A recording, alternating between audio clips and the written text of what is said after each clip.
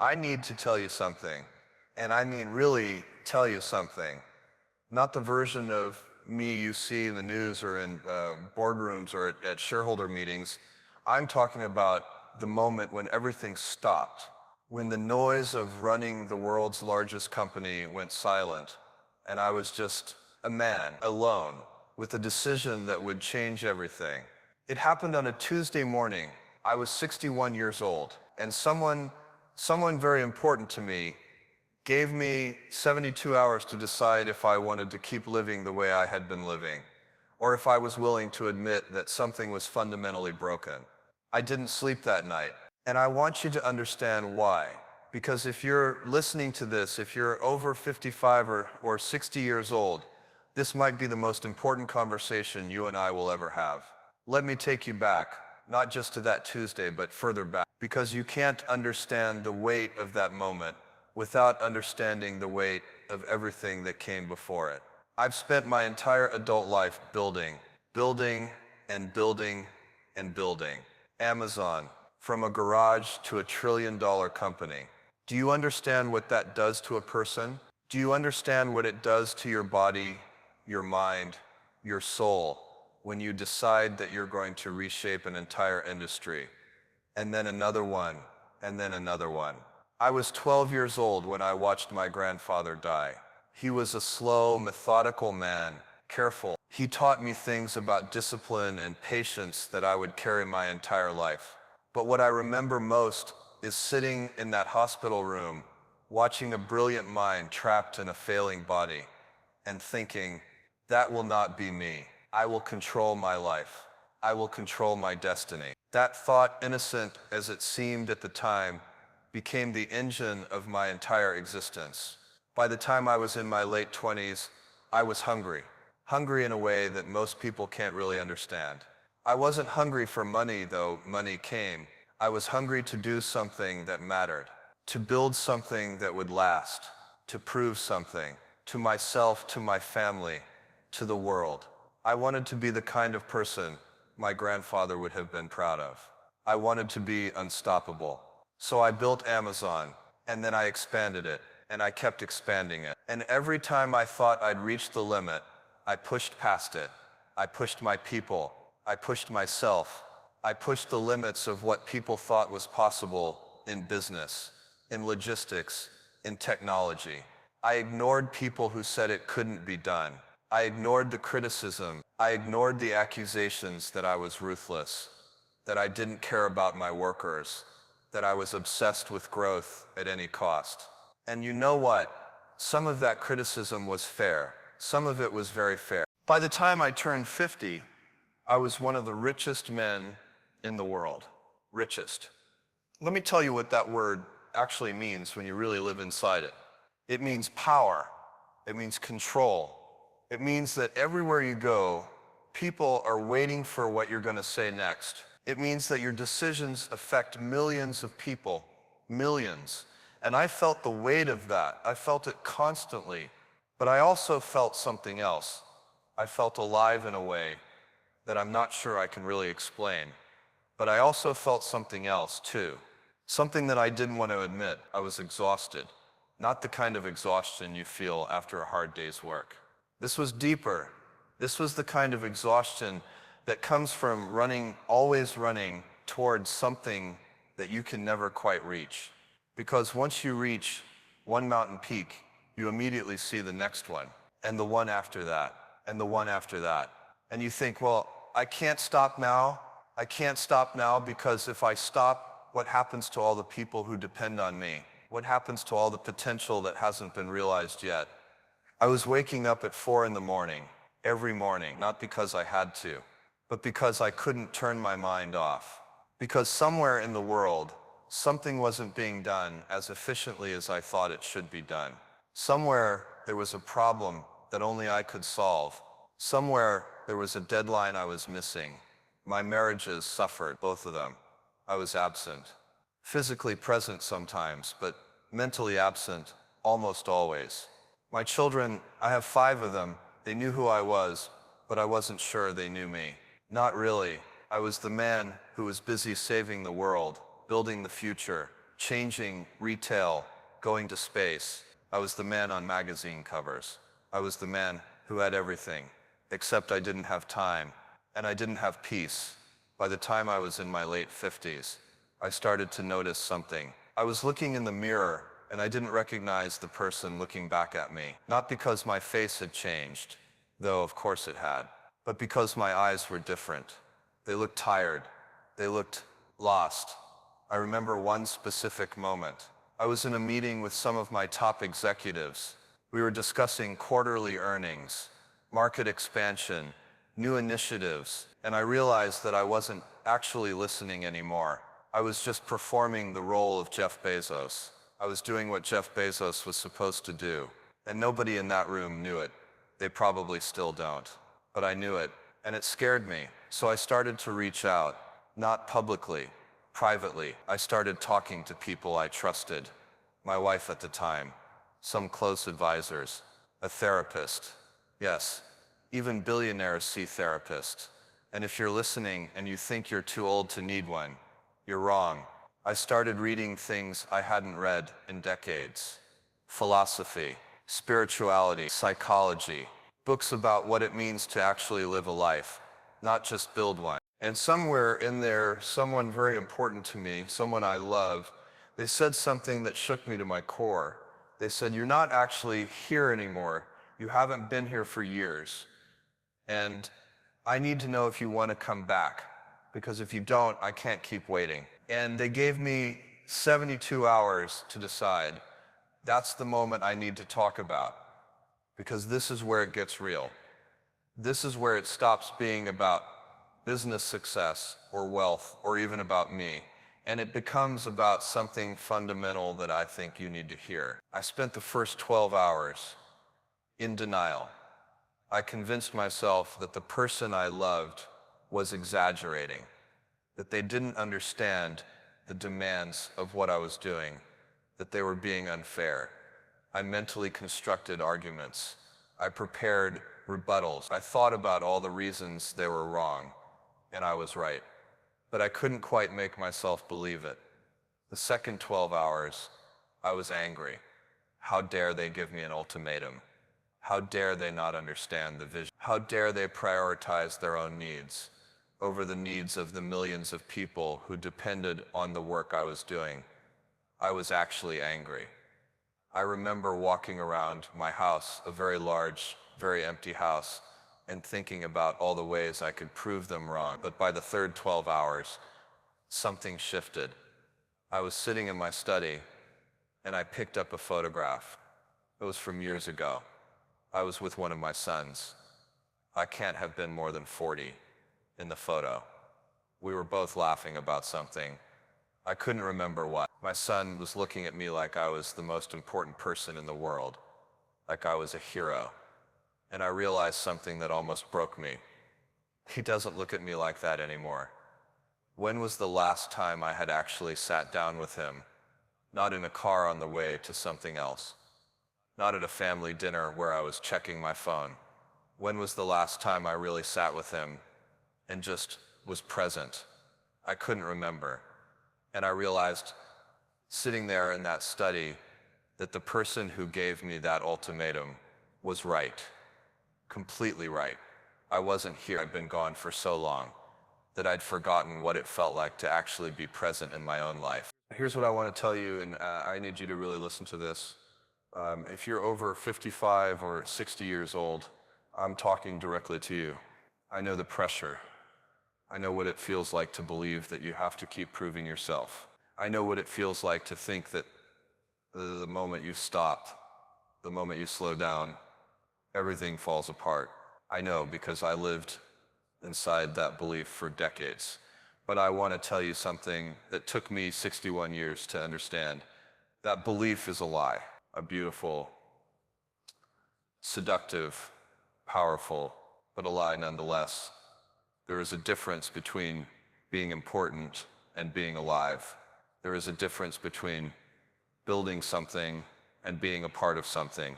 There is a difference between creating value and creating a life. And for most of my adult existence, I had confused all three of those things When I was younger, that confusion served me. It motivated me. It drove me to build companies that changed the world. It drove me to take risks that most people wouldn't take. It drove me to push myself and the people around me to achieve things that seemed impossible. But as I got older, that same confusion started to destroy me, because you can't run at maximum velocity forever. You can't maintain that level of intensity, that level of stress, that level of obsession, and expect your body and your mind and your soul to remain intact. At a certain point, the thing that was driving you forward starts to drive you into a wall. Let me talk about the science of this for a moment, because I think it's important. By the time you reach your 60s, your body has been managing stress for decades. Chronic stress, the kind of stress that comes from relentless ambition and constant pressure. And what happens is that it accumulates. It doesn't just disappear. It builds up in your cells, in your organs, in your nervous system. I had high blood pressure. I didn't want to admit it, but I did. I had sleep problems. I had digestive issues. I had this persistent anxiety that would wake me up at 3 in the morning, convinced that something was wrong, that something was falling apart, that I was missing something crucial. And here's the thing that nobody tells you. Money can't fix these things. Power can't fix these things. Success can't fix these things. In fact, when you have enough money and power, it makes it easier to ignore them, to convince yourself that these are just minor problems. The price of doing business at this level. But they're not minor problems. They're your body and mind telling you something. They're telling you that something is wrong. They're telling you that you need to change. I had a cardiologist tell me once that he could always tell when someone was in my position because of certain markers in their blood work. He said it was like they were slowly burning themselves up from the inside. That image stayed with me. Burning myself up from the inside. Building an empire while my own internal infrastructure was collapsing. And the most terrifying part, I almost didn't care, because the work was more important to me than my own health. The vision was more important than my own peace. The mission was more important than my own life. That's what ambition at that level does to you. It distorts your values.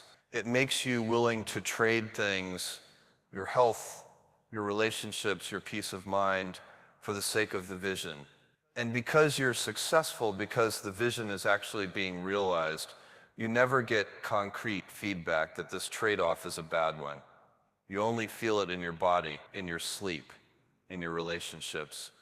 In those quiet moments when you're alone and you realize you don't know who you are anymore outside of the thing you've built. I said yes to that person who gave me the ultimatum. I said yes to coming back, to being present, to choosing my life over my legacy, or at least trying to find some balance between the two. And I want to tell you what happened next, because this is the part that I think could be important for you. The first few weeks were almost unbearable. I had to step back from certain decision-making roles. I had to delegate things that I had been holding on to for decades. I had to trust other people to run things the way they needed to be run, which meant they wouldn't always be run the way I would run them. And that was terrifying. I was convinced that without my constant attention, everything would collapse. It didn't collapse. In fact, some things got better, because other people brought their own vision, their own creativity, their own ideas. And it turns out that genius is not limited to one person. It turns out that the world is full of brilliant people who just need the space to do what they do. I also had to face something else. I had to face all of the things I had been running away from for decades. All of the regrets, all of the relationships that had been damaged, all of the moments I had missed. I had to sit with those things and actually feel them, which is much harder than it sounds. One of the first things I did was reach out to my oldest son. I called him and I asked him if he would meet me. Not at a boardroom, not at a corporate event, but just somewhere we could sit and talk. He was hesitant. I could tell he didn't quite trust it. Because I had made promises like this before, and I had broken them. But he said yes. We met at a coffee shop, of all places, very ordinary, very human. And I told him the truth. I told him that I had not been a good father, not because I didn't love him, I do deeply, but because I had not been present. I had not been there for him the way he deserved. I had chosen the work over him, over and over again, and I apologized for that. Really apologized.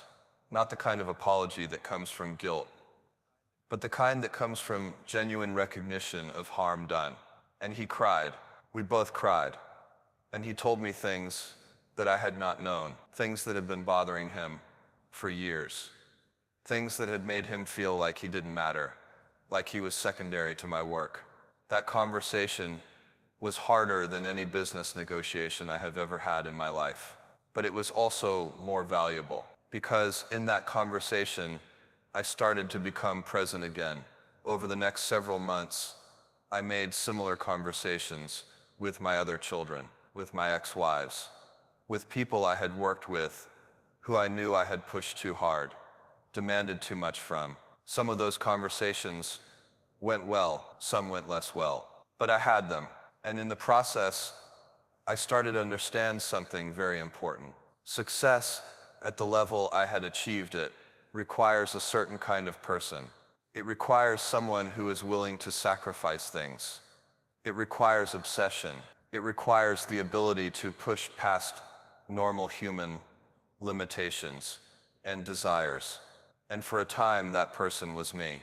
That person served a purpose, but I had held on to that person long after he was useful, long after he was actually destroying the things I said I cared about. I want to talk now about something that I think is very important for you to understand, especially if you're in that age range where you've built something, whether it's a career, a business, a professional reputation. I want to talk about the difference between your identity and your achievement.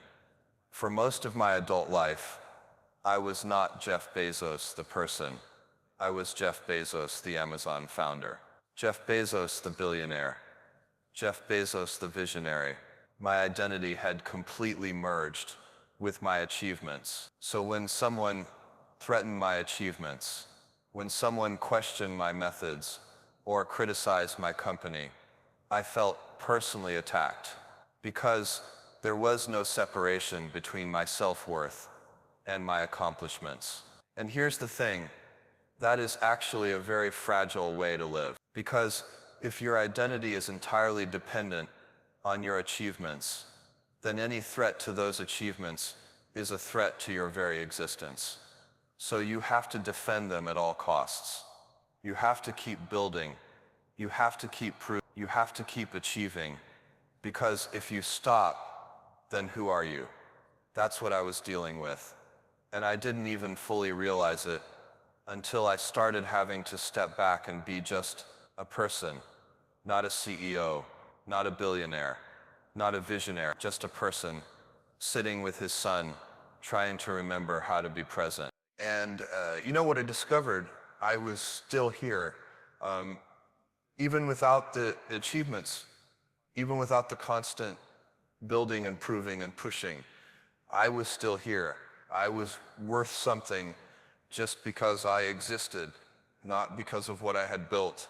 That might sound obvious to you, but I want to tell you, from my perspective, it was revolutionary. This is what I want to say to you. If you're listening and you're over 60, please hear this. Please really hear this. Whatever you have built, whatever you have achieved, it is not the same as who you are. You are not your job. You are not your accomplishments. You are not your status or your wealth or your position. Those things are real and they matter, but they are not the same as you. And the The real tragedy that I see happening over and over again with people in my position is that we don't figure this out until it's too late. We don't figure it out until we've already damaged the relationships that matter. We don't figure it out until our bodies are falling apart. We don't figure it out until we're alone in a big house and we realize that we built something enormous, and yet we have very little that actually matters. I almost did that. I almost went the whole distance without figuring it out. And the only reason I didn't is because someone who loved me was brave enough to give me an ultimatum. But here's what I want to tell you that I think is crucial. This isn't really about me. This isn't about my story or my redemption or whatever journey I've been on. This is about you. Because I suspect that some of you listening to this are in a similar position. Maybe not as extreme as mine was. Maybe you're not a billionaire.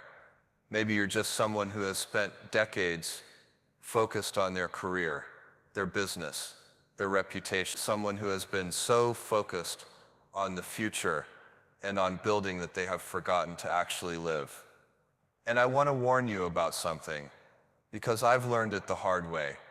The warning is this: time moves faster than you think. When you're young, you have this sense that time is infinite. You think you have time to focus on your career now, and then you'll focus on your relationships later. You'll slow later. You'll spend time with your family later.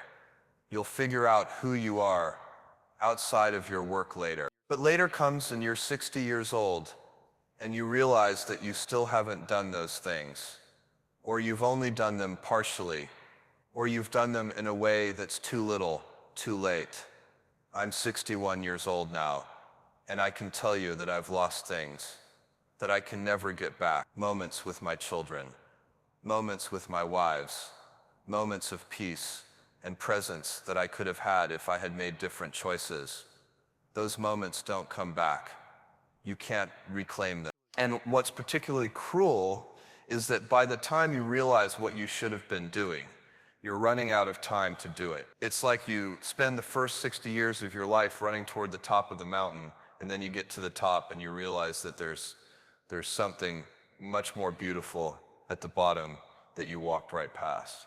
The 72-hour ultimatum was almost 2 years ago now, and I want to be honest with you. It hasn't all been easy. I haven't completely transformed into some kind of enlightened guru who no longer cares about business or achievement.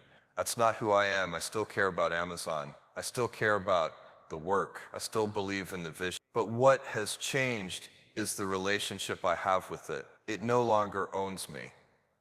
I own my relationship with it. I have decided that there are things that matter more. There are people that matter more.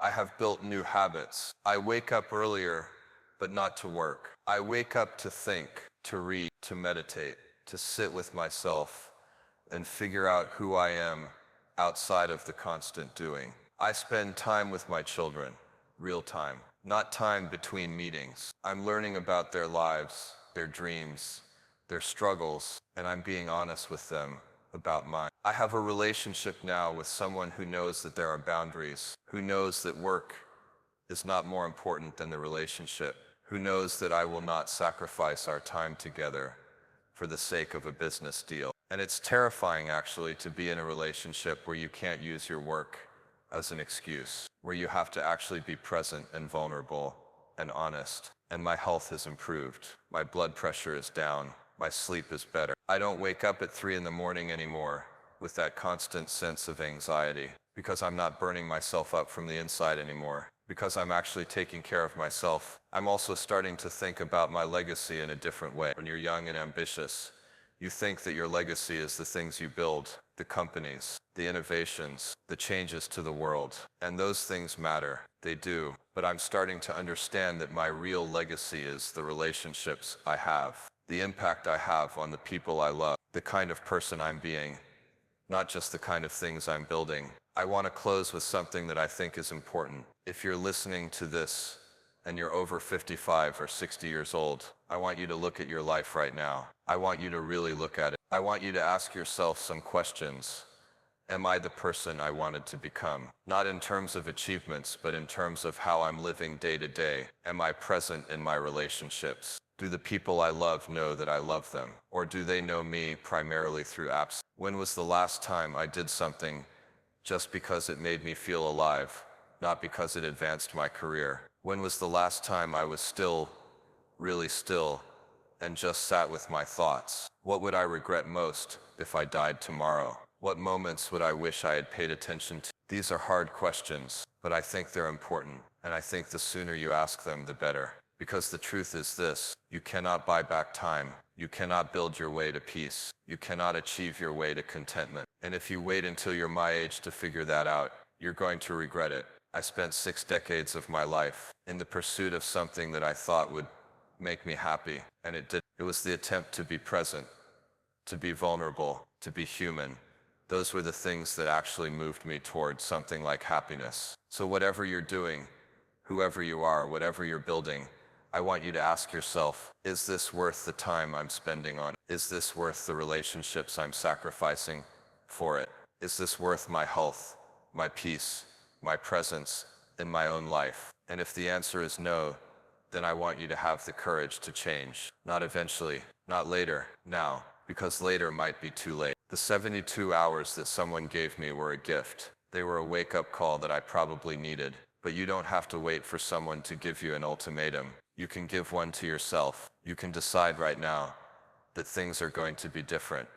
That's what I'm telling you. That's what I need you to know. I don't know if I've figured out how to live perfectly. I'm still learning. I'm still making mistakes. I'm still struggling with the pull toward the work, toward the building, toward the proving. But I'm here now. I'm actually here. And that's made all the difference. I hope you will be too.